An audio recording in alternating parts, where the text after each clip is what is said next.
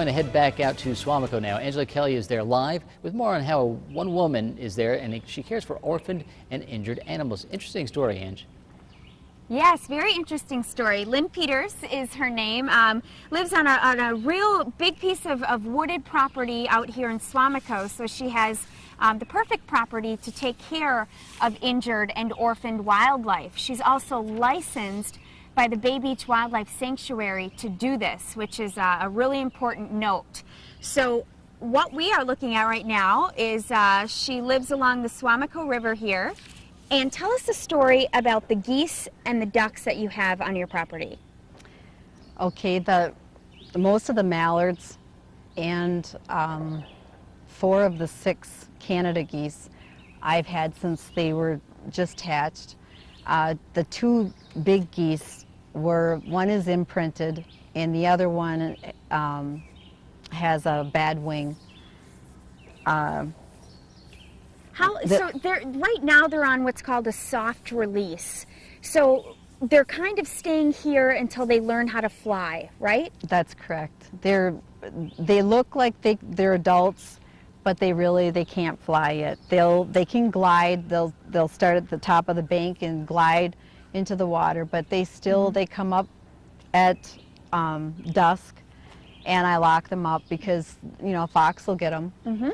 And then in the morning I let them out and they come down in the river all day. And eventually they will learn how to fly and they'll be gone on their own. They don't come up the hill.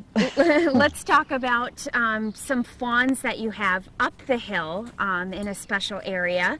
You've taken care of a lot of fawns in your day. Yes. Tell us what you do to care for them. Well, I usually get them starting in May. A lot of them still have their umbilical cords, and they're 4 pounds. And I keep them till about the middle of August, get them off the bottles and on greens, and I go from my pen I have up the hill, which is more small and more secure.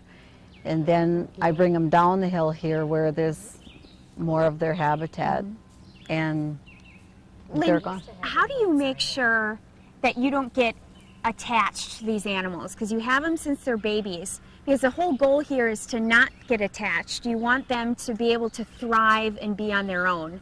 How do you personally make sure that you're not attached to them? You have to think of the animal, period. You have to think what is best for that baby.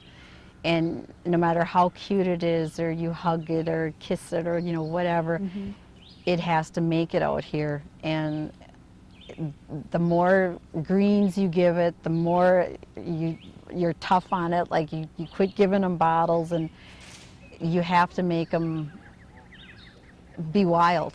Sure. And it is hard. It's hard, but they're here. They stay around for several weeks.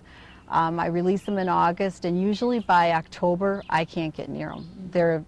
They're wild, and that's what you want. You don't want them walking up to a deer hunter, or But well, we really appreciate you having us here at your home, and it's great what you do. Thank you for having me. If you want to learn more information about the Our Paws program at the Bay Beach Wildlife Sanctuary, which Lynne is a volunteer of, you can go to our website, fox11online.com.